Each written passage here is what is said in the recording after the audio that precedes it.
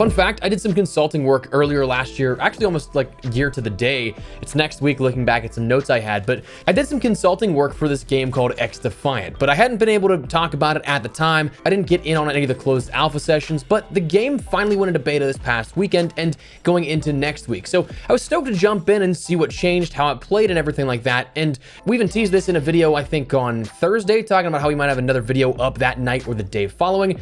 Unfortunately though, that video that was initially scheduled for them, it just didn't happen. I was away from my desk for the weekend and I wasn't able to finish that video because of things like connection issues and a few other things inside the game that have since been ironed out. So today, while a little delayed in my discussion here, I wanted to chat with you about the game no less. Today I want to run down my initial impressions from where the game has progressed to where I think it will be overall, because I know a lot of people are looking forward to an alternative right now for, say, Call of Duty. So is this the one for you? As we go along, drop your thoughts, share your opinions on the game if you have played it already, and let me know what you think. Would you like to see more XDefiant content as time goes on? Whatever the case, drop it below. As well, if you enjoyed the video, you found it at all insightful, do me a favor and drop a like on it. You enjoy the change of pace from Call of Duty, and of course, if you're new to the channel, consider subscribing to stay up to date with all things FPS. I do have plans to incorporate more here to fill in the gaps where there may be more downtime for Call of Duty, so if interested, I'd love to have you in the community. Finally, check out my friends over at Gamer Advantage for the best blue light glasses on the market, but more on them a little later. For now, let's jump into it. So for those unaware, what is XDefiant? Well, it's a game published by Ubisoft, an FPS title developed by some former COD devs and pros that many are jumping on board for the classic feeling of a true arcade shooter. Mark Rubin, EP on the game and Ubisoft, in our scene is known for his time at Infinity Ward and presiding over Ghosts as his last project in the franchise. Rubin and his team have made a game that's a combination of a lot of familiar feeling FPS elements, though not to be directly geared as a COD killer. It's just kind of what the team making it is used to, where we have those elements of it. But it's also utilizing things that you can expect to see from classic CODs, but with things like hero-based elements, taking factions from previously existing Ubisoft IPs like The Division, Far Cry, Watch Dogs, Ghost Recon, and Splinter Cell, each faction having specific abilities, passives, selectable abilities, and an ultimate, comparable to things like Black Ops 3, Infinite Warfare, and Black Ops 4 experiences with those hero-like abilities. So a mix of like a straight-up arcade shooter element, but also with some design for team tactical approaches, like those hero abilities really get the ability to shine in. So the game's been a long time coming, announced I think it was like 2 years ago at this point. It's been a head-down grind for the team, and there's a lot to experience with this beta in particular. Now, there is no set time or date given for a full launch of XDefiant, but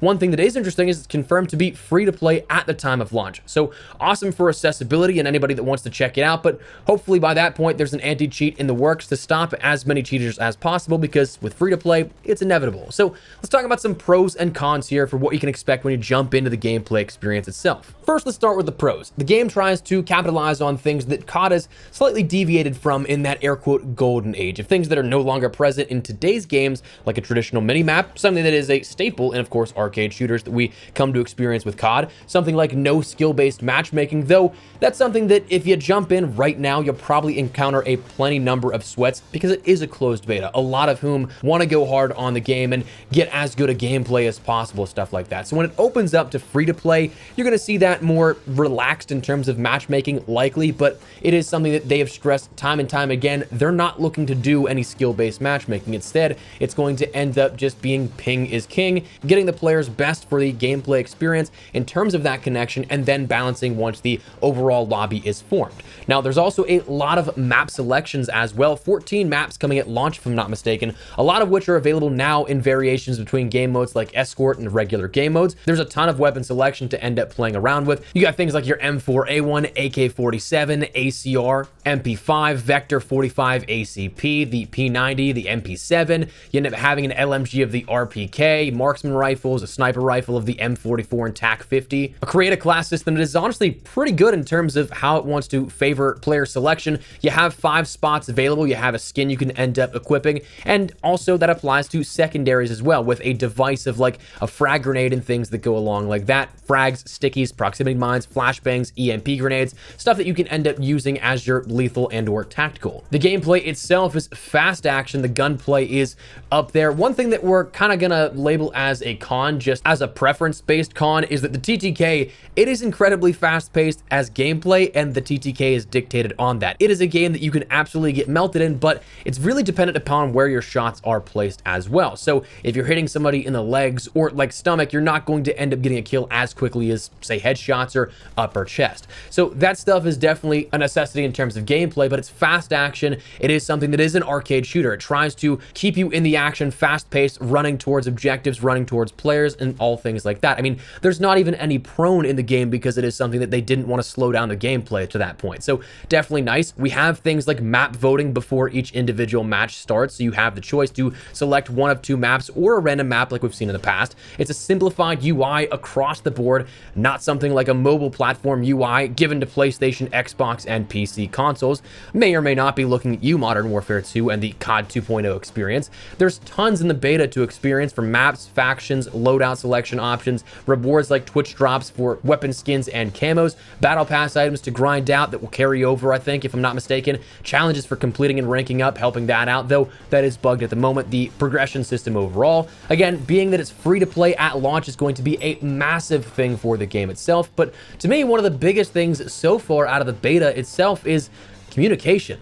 As the time of recording this, Mark Rubin, again, EP at XDefiant, has tweeted around 45 to 50 times since the beta's launch, likely going up since this recording, about technical aspects of the game, whether communicating down periods, design decisions, and why aspects of the game are the way they are, tips and tricks, and other things pertaining to the game. It's been 45 tweets about the gameplay itself since the beta launch, excluding tweets replying to the community. Much more if you count those. The official XDefiant account has done anywhere from 20 to 25 to 30 tweets at this point, and that said, by comparison, that amount of tweets from Infinity Ward takes you back to early March, late February for how long it would be to see comparable talk about game-related tweets that aren't playlist updates, and I'm also including Season 3 promo in that, so even longer if you don't. So that, even if it is something that's just on a smaller scale, that just to me at least as a player makes me feel like the dev teams are more invested in this. They actually value that feedback. I might not like a certain design element, but if you explain your reasoning and say, hey, we're open to this feedback, we can reevaluate, but this is what it was initially built out for, dude, you diffuse a whole situation before anything even starts. Even considering feedback is a game changer from a PR perspective. For all we know, anything that comes from XDefiant and mentions things like, we'll take it into account, realistically, nothing could change. But even just by stating it, saying that that is something they're interested in, again, it makes me feel as if they care about the opinions. COD has just doubled down on so much in regards to negative community sentiment this year. So in that sense, I love what we're seeing out of XDefiant so far. Now, of course, that's not to say that there are not cons, because there are plenty. The game is definitely in a beta state still, and it's something that still needs a ton of work to be ironed out. But it's something that, again, communicating that kind of stuff makes it known the studio is aware of this. They are working on fixes and all things considered. But the game absolutely has a ton of bugs right now. I mean, loadouts do not save, even from just going from menu to game to game, just doesn't save. So if you create a custom class, it's probably not going to save as the time of recording this. Load times still take quite a bit of time to end up finding matches. It was really bad on day one, but has since been fixed out and is a better experience, but still will take a little bit of time. Pretty sure that the in-game FPS counter is bugged, or 116 is just an odd cap that will be all the game allows for. Your name doesn't show in the feeds. Progression is and has been bugged for quite some time, so levels will progress but do not save. Controller support on PC feels just incredibly clunky. Like, it feels like there's a semi-delay to input, but honestly, that could just be because of like a lack of native support. There's some modded PC COD clients that feel this way because it's not necessarily native controller support, but it's applicable on PC. So I'm wondering if that's like just a Ubisoft Connect thing, or if it'll be just ironed out. But anyways, not the end of the world with that, just something you may notice. Netcode absolutely needs work. I mean, it's a beta, it should be ironed out and might be to be expected, but there's definitely a lot of dying around corners in this game. As a result, the TTK is wild sometimes, especially again with that netcode issues. And then finally, the last thing that really kind of concerns me is one that is maybe smaller, but I mean, it's Ubisoft as a publisher. They're known to give up on games. We've seen life and support for games kind of cut at the knees a lot of the time with their library of content. So fingers crossed, if they're going to see this through, it is something that does have the support that is necessary, but we'll have to wait and see. But that said, that's some pros, cons, and what I think of the game right now. But realistically, here's the question that a lot of people have. Will this kill Call of Duty? Absolutely not. To insinuate otherwise, I think is just honestly absurd. I say that not as a veteran of the franchise or a fanboy, but simply a realist. Call of Duty is just simply too large a household name that the only thing that will stop sales of Call of Duty is Call of Duty themselves.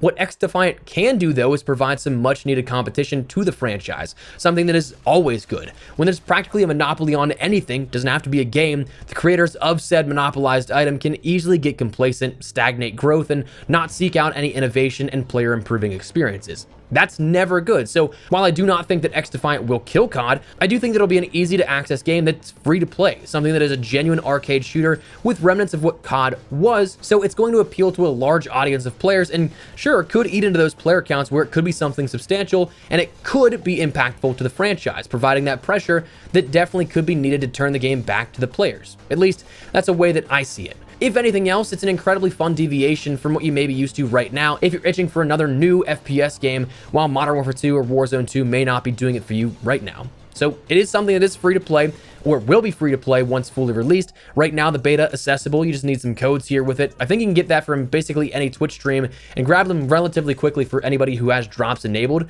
At the very least, I'd recommend giving this a try if you have not done so already. I mean, who knows? Maybe you'll get hooked. But that said, that's XDefiant, and it's a fun little gameplay experience. So let me know your thoughts down below and what you guys think, what you've seen so far. Whatever the case, drop it down below. But before we wrap everything up, do me a favor, check out my friends over at Gamer Advantage. I know you've heard the pitch before, but truly, I love these guys. Gamer Advantage, for anyone who may not know, is a blue light glasses company that makes the best blue light glasses on the market, in my opinion. The frames are comfortable, lightweight, and durable, with their lenses being clinically proven and prescription compatible. So insurance can help cover that cost, if not fully, just partially even. So I've used just about every pair comparably you could find on Amazon as like generic pairs go, but truly none of them hold a candle to Gamer Advantage. I truly believe in the product, use it daily, and feel the quality is well justified that price increase, and your vision, I think, is absolutely something worth investing in. So if you'd like to learn more, link in the description below for where you can find a breakdown of the science, the clinical studies, and all things that go along with that. But if you'd like to pick something up, use code ESPRESSO for 10% off your entire order. For now though, that is what we're going to call it. So again, drop your thoughts down below, but if you enjoyed the video, you found it at all insightful, do me a favor and drop a like on it. As well, if you're new to the channel, consider subscribing to stay up with anything Modern Warfare 2 related and anything FPS related as we branch out into some other stuff as well here in the near future. But for now, thanks so much for watching. Mine has been Espresso. I'll see you guys later. Take care and peace.